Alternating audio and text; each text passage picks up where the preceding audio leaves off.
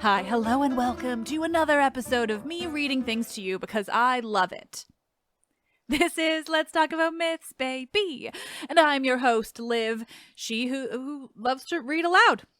I don't know why I love it so much, but I do. So here we are, and thankfully you all enjoy it too. And how could you not? It is Ovid's Metamorphoses, motherfuckers. Ugh, it's perfect and wonderful, even when it's a stuffy old translation with weird words that I have to translate in the moment so that I'm not saying shit like thou and thy and twain to you all. Why was twain ever a thing? Do you know how many times I've had to like re-record something because it's like, oh, and he was cut in twain, and I just have to take a beat and be like, what is this actually trying to say? It's a deeply unnecessary word. Thank you for coming to my TED Talk about the word twain. Well, with that mad introduction out of the way, shall we jump right back into Ovid's Metamorphoses? Shall we get back into this wild world of transformations and tragedies and deeply weird mythological scenarios? Today's will begin with something familiar, because we are back with that cursed family of Thebes, with that daughter of Cadmus that I told you about only a few weeks ago. I know. And not I know, but I know. Right? Her name's difficult. I-N-O.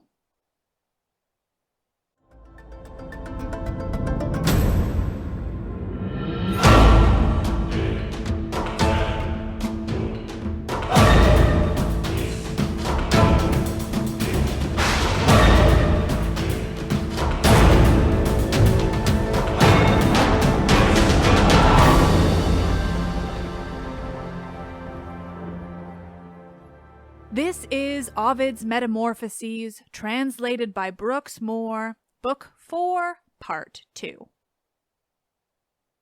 Throughout the land of Thebes miraculous, the power of Bacchus waxed, and far and wide Ino, his aunt, reported the great deeds by this divinity performed.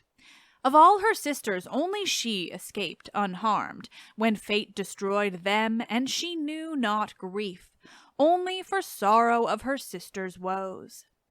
While Ino vaunted of her mother's joys, and of her kingly husband Athamas, and of the mighty god, her foster child, Juno, disdaining her in secret, said, "How shall the offspring of a concubine transform Meonian mariners, overwhelm them in the ocean, sacrifice a son to his deluded mother?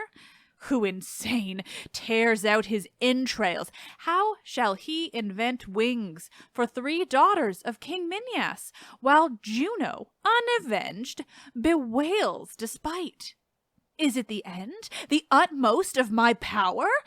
His deeds instruct the way, true wisdom heeds an enemy's device.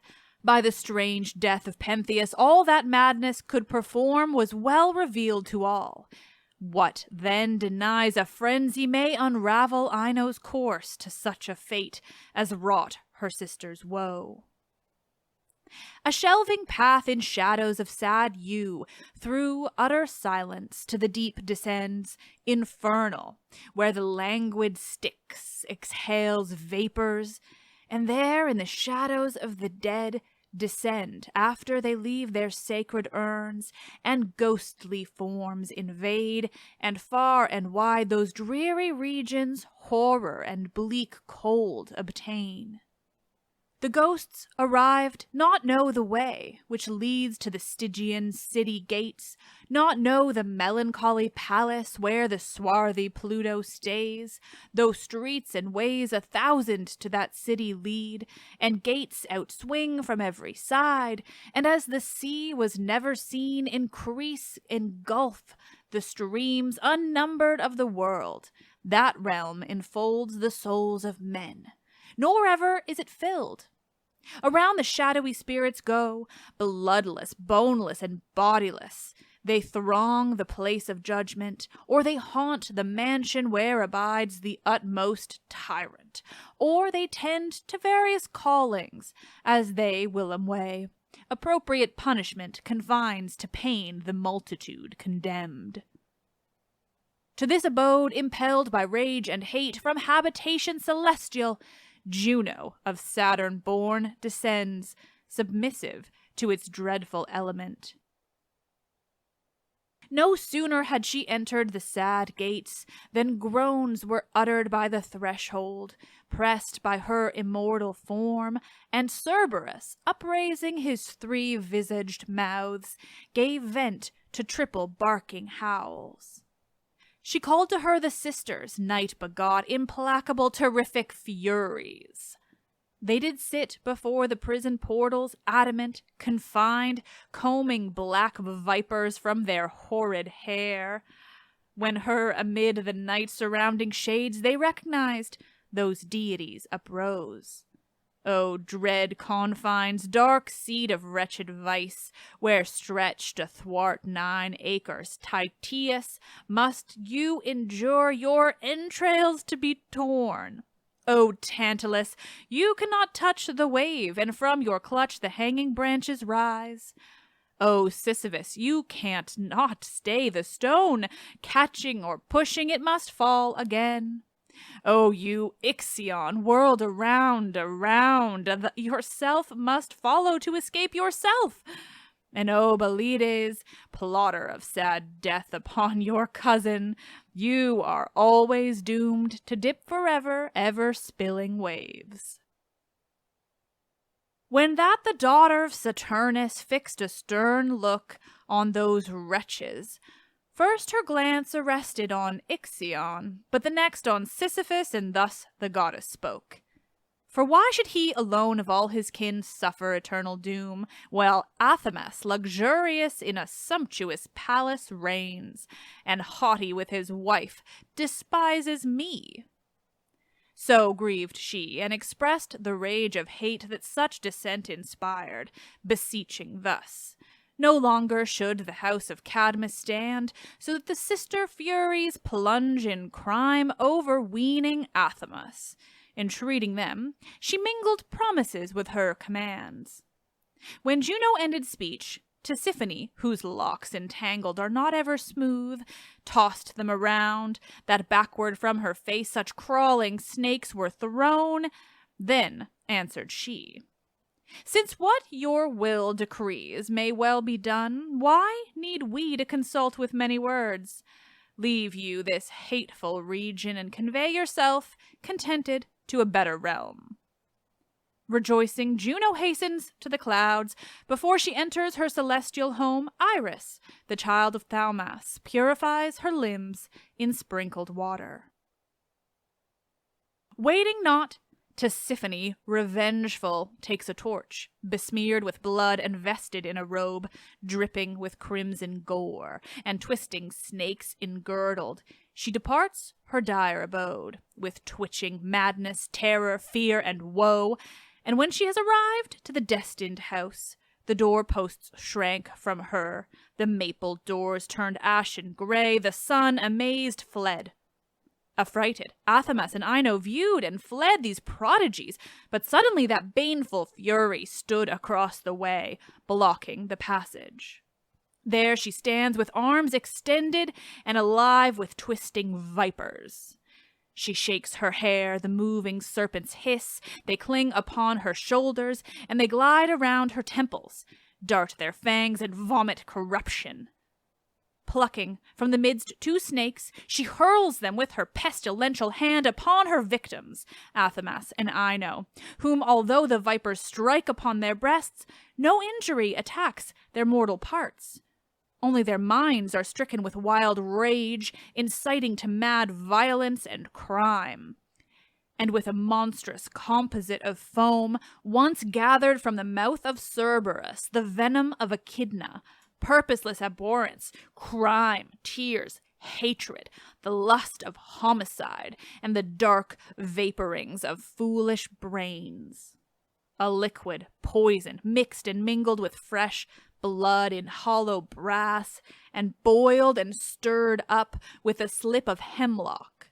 She took it, and as they trembled, threw that mad mixed poison on them, and it scorched their inmost vitals. And she waved her torch repeatedly within a circle's rim, and added flame to flame. Then, confident of having executed her commands, the Fury hastened to the void expanse where Pluto reigns, and swiftly put aside the serpents that were wreathed around her robes. At once the son of Aeolus, enraged, shouts loudly in his palace, "Oh, my lads, spread out your nets! A savage lioness and her twin whelps are lurking in the wood. Behold them!" In this madness he believes his wife a savage beast. He follows her, and quickly from her bosom snatches up her smiling baby Lycus, holding forth his tiny arms, and whirls him in the air, times twice and thrice, as whirls the whistling sling, and dashes him in pieces on the rocks, cracking his infant bones. The mother, roused to frenzy, who can tell if grief the cause, or fires of scattered poison, yells aloud, and with her torn hair tangled, running mad, she carries swiftly in her clutching arms her little Metamorphoses, and begins to shout, "Evo, Bacchae!" Juno hears the shouted name of Bacchus, and she laughs and taunts her. "Let your foster child award." There is a crag outjutting on the deep, worn hollow at the base by many waves, where not the rain may ripple on that pool. High up the rugged summit overhangs its ragged brows above the open sea.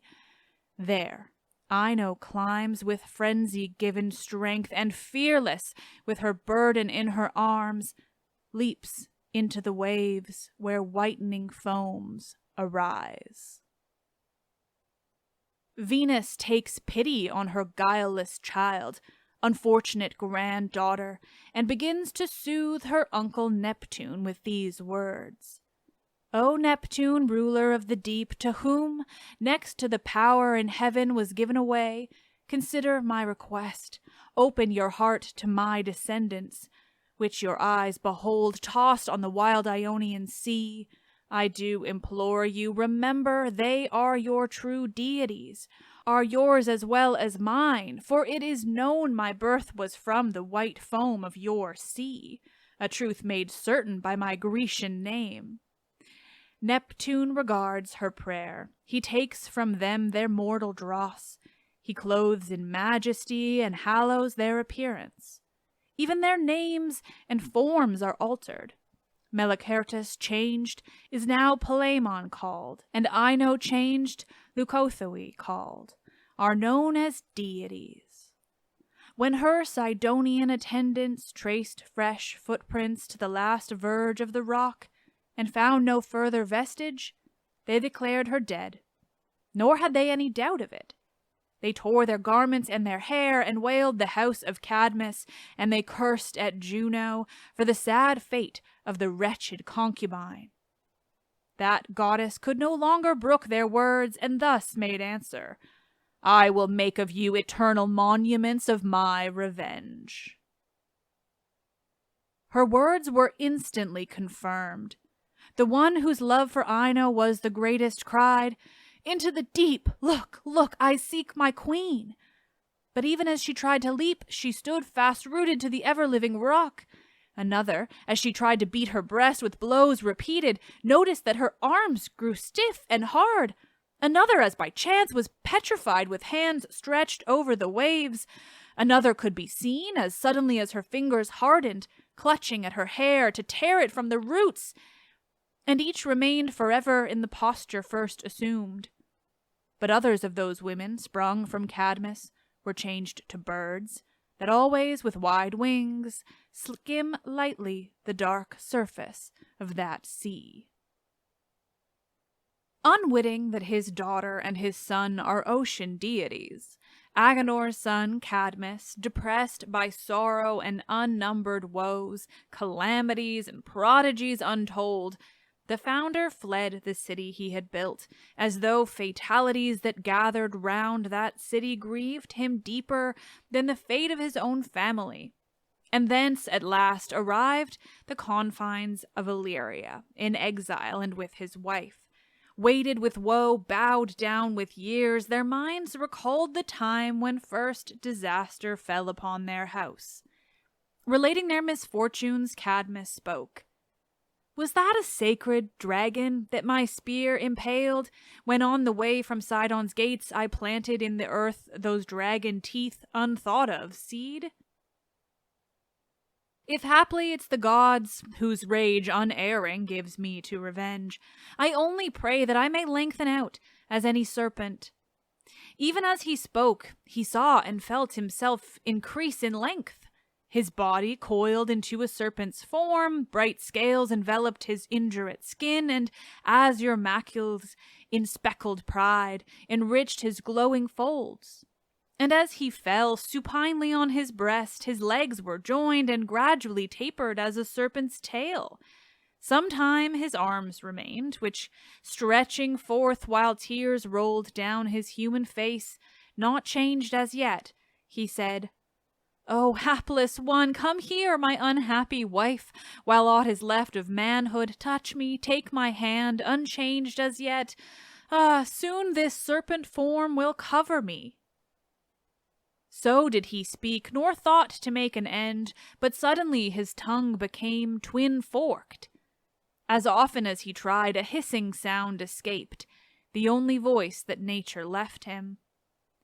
And his wife bewailed and smote her breast, Cadmus, most helpless one, put off that monster shape. Your feet, your shoulders, and your hands are gone, your manly form, your very color gone. All is changed. Oh, why not, you celestial gods, take me too, to a serpent shape transform? So ended her complaint. Cadmus caressed her gently with his tongue and slid to her dear bosom, just as if he knew his wife, and he embraced her and he touched her neck. All their attendants who had seen the change were filled with fear. But when, as crested snakes, the two appeared in brightly glistening mail, their grief was lightened, and the pair, enwreathed in twisting coils, departed from that place and sought a covert in the nearest grove. There, then, these gentle serpents never shun mankind, nor wound nor strike with poisoned fangs, for they are always conscious of the past.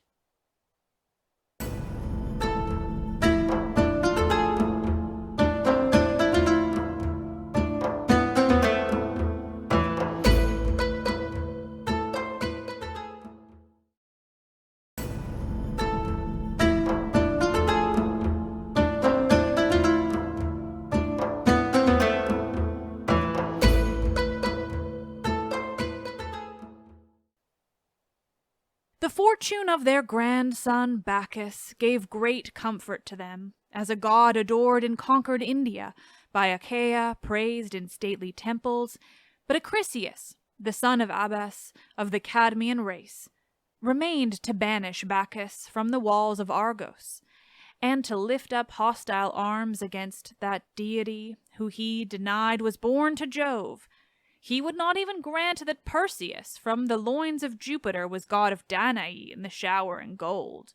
So mighty is the hidden power of truth, Acrisius soon lamented that affront to Bacchus, and that ever he refused to his own grandson, for the one achieved high heaven, and the other, as he bore the viperous monster head, on sounding wings, hovered a conqueror in the fluent air over sands Libyan, where the Gorgon head dropped clots of gore that, quickening on the ground, became unnumbered serpents, fitting cause to curse with vipers that infested land.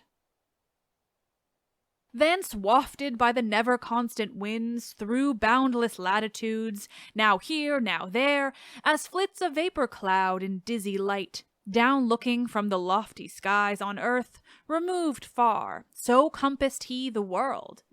3 times did he behold the frozen bears, times thrice his gaze was on the crab's bent arms, now shifting to the west, now to the east, how often changed his course.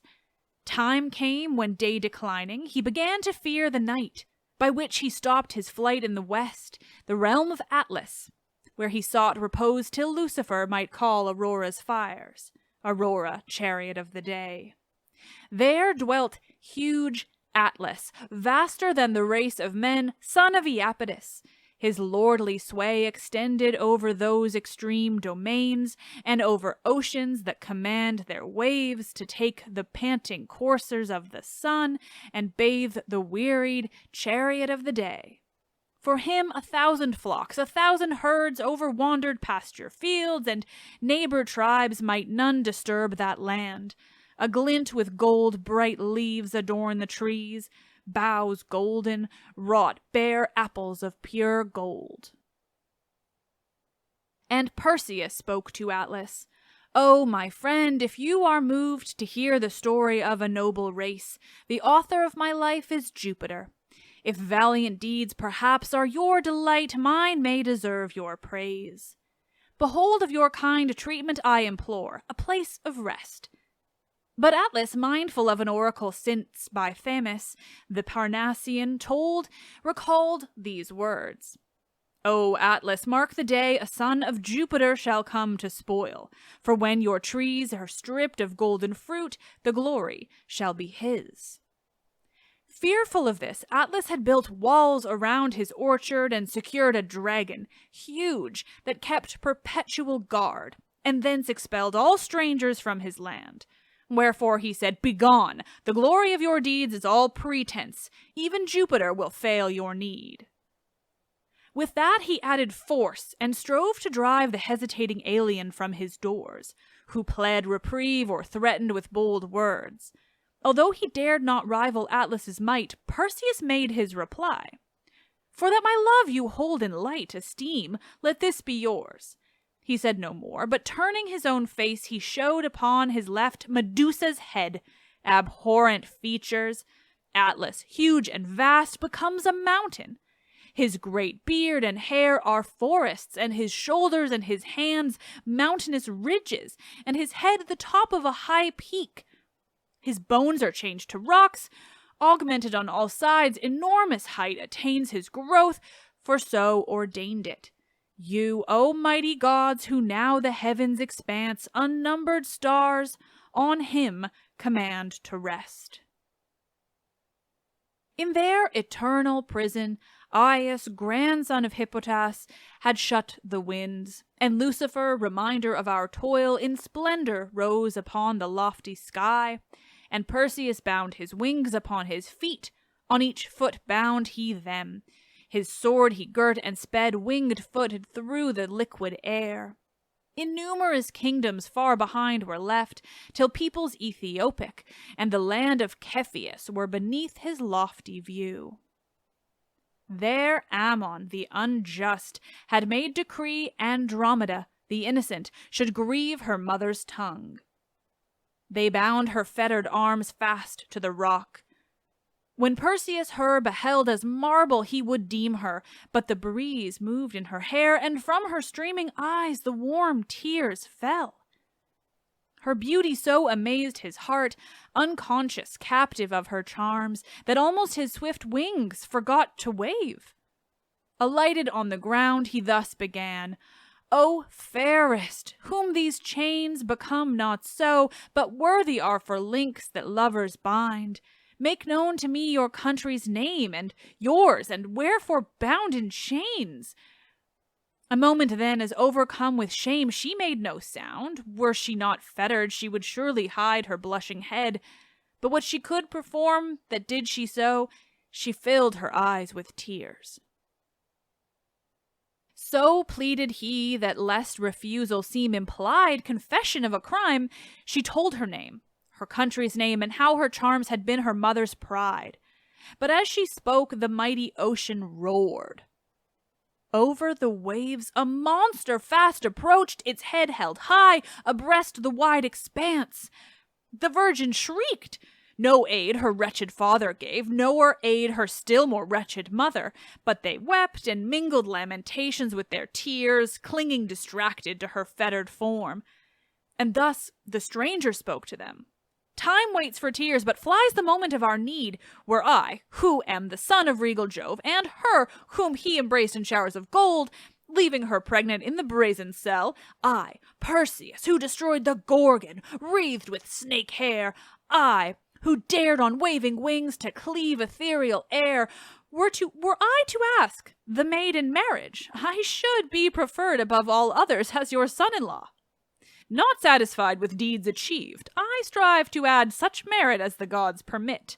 Now, therefore, should my valor save her life, be it conditioned that I win her love. To this her parents gave a glad assent, for who should hesitate? And they entreat and promise him the kingdom as a dowry. As a great ship with steady prow speeds on, forced forwards by the sweating arms of youth, it plows the deep.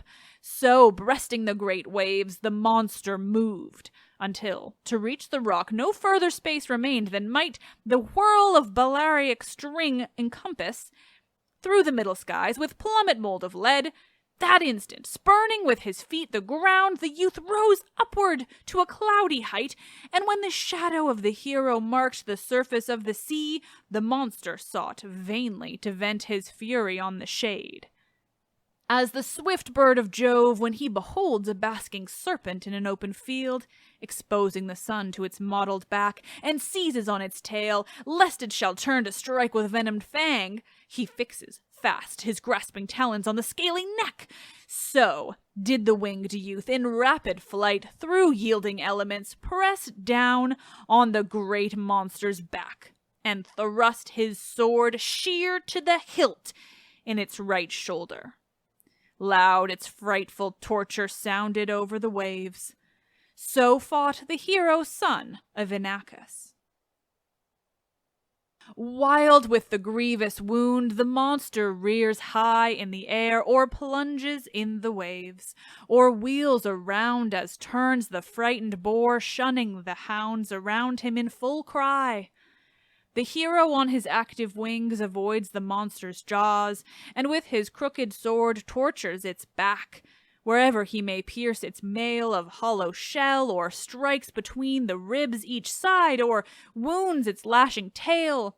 Long, tapered as a fish, the monster spouts forth streams incarnadined with blood that spray upon the hero's wings, who, drenched and heavy with the spume, no longer dares to trust existence to his dripping wings. But he discerns a rock, which rises clear above the water when the sea is calm, but now is covered by the lashing waves. On this he rests, and as his left hand holds firm on the utmost ledge, he thrusts his sword times more than 3, unswerving in his aim, sheer through the monster's entrails. Shouts of praise resound along the shores, and even the gods may hear his glory in their high abodes. Her parents, Cepheus and Cassiopeia, most joyfully salute their son-in-law, declaring him the savior of their house. And now her chains struck off, the lovely cause and guerdon of his toil walks on the shore. The hero washes his victorious hands in water newly taken from the sea, but lest the sand upon the shore might harm the viper-covered head, he first prepared a bed of springy leaves, on which he threw weeds of the sea produced beneath the waves. On them he laid Medusa's awful face, daughter of Phorcys, and the living weeds, fresh taken from the boundless deep, imbibed the monster's poison in their spongy pith. They hardened at the touch, and fell in branch and leaf unwonted stiffness. Sea nymphs, too, attempted to perform that prodigy on numerous other weeds, with like result. So pleased at their success, they raised new seeds from plants wide scattered on the salt expanse. Even from that day the coral has retained such wondrous nature that exposed to air it hardens. Thus a plant beneath the waves becomes a stone, when taken from the sea. 3 altars to 3 gods he made of turf. To you, victorious virgin, did he build an altar on the right, to Mercury an altar on the left, and unto Jove an altar in the midst. He sacrificed a heifer to Minerva, and a calf to Mercury, the wing-foot, and a bull to you, O greatest of the deities. Without a dowry he takes Andromeda, with glorious victory, nor does he hesitate. Now pacing in the van, both Love and Hymen wave the flaring torch, abundant perfumes lavished in the flames. The houses are bedecked with wreathed flowers, and lyres and flageolets resound, and songs felicit notes that happy hearts declare. The portals opened, sumptuous halls display their golden splendor, and the noble lords of Cepheus's court take places at the feast, magnificently served. After the feast, when every heart was warming to the joys of genial Bacchus, then Lyncidian Perseus asked about the land and its ways about the customs, and the character of its heroes. Straightway one of the dinner companions made reply, and asked in turn, Now, valiant Perseus, pray tell the story of the deed, that all may know, and what the arts and power prevailed when you struck off the serpent-covered head. There is, continued Perseus of the house of Agenor, there is a spot beneath cold Atlas, wherein the bulwarks of enormous strength, to guard its rocky entrance, dwelt 2 sisters, born of Phorcys. These were wont to share in turn a single eye between them. This by craft I got possession of, when one essayed to hand it to the other. I put forth my hand and took it as it passed between them. Then, far remote through rocky pathless crags, over wild hills that bristled with great woods, I then arrived to where the Gorgon dwelt. Along the way, in fields and by the roads, I saw on all sides men and animals, like statues, turned to flinty stone at sight of dread Medusa's visage. Nevertheless, reflected on the brazen shield I bore upon my left, I saw her horrid face. When she was helpless in the power of sleep, and even her serpent hair was slumber-bound, I struck, and took her head sheer from the neck. To winged Perseus the blood gave birth, his brother also, twins of rapid wing. So did he speak, and truly told, besides the peril of his journey, arduous and long, he told of seas and lands that far beneath him he had seen, and of the stars that he had touched while on his waving wings. And yet before they were aware, the tale was ended, and he was silent. Then rejoiced a noble with inquiry, why alone of those 3 sisters snakes were interspersed in dread Medusa's locks? And he replied, Because, O stranger, it is your desire to learn what worthy is for me to tell. Hear you the cause. Beyond all others, she was famed for beauty, and the envious hope of many suitors. Words would fail to tell the glory of her hair, most wonderful of all her charms. A friend declared to me he saw its lovely splendor. Fame declares the sovereign of the sea attained her in love in chaste Minerva's temple. While enraged, she turned her head away and held her shield before her eyes. To punish that great crime, Minerva changed the Gorgon's splendid hair to serpents horrible, and now to strike her foes with fear, she wears upon her breast those awful vipers, creatures of her rage.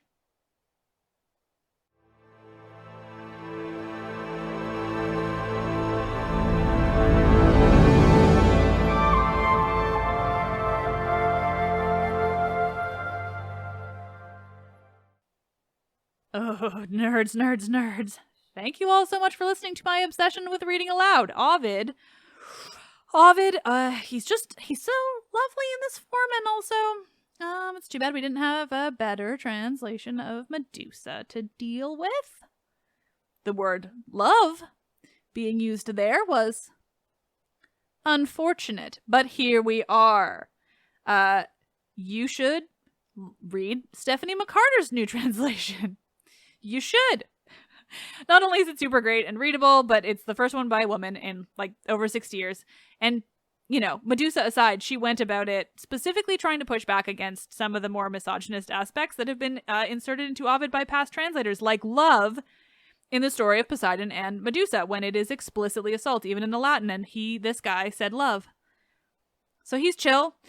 Anyway, it makes a huge difference. Not only does it make it like a better reading experience, but it's also just objectively more accurate because the person is actively trying to like examine their own biases and the biases of past translators and look at the possibilities through that lens. And it's just awesome. And if you haven't already listened to my conversation with Stephanie about this too, like you should, because fuck, it was fun. Okay, Let's Talk About Miss Baby is written and produced by me, Liv Albert. Michaela Smith is the Hermes to my Olympians. She handles so many podcast-related things, from running the YouTube, to creating promotional images and videos, to editing and research, and so much more. Stephanie Foley works to transcribe the podcast for YouTube captions and accessibility.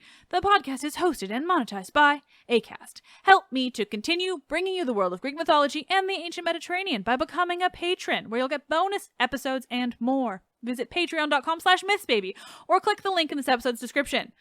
I love reading episodes, and I am Liv, and I love this shit.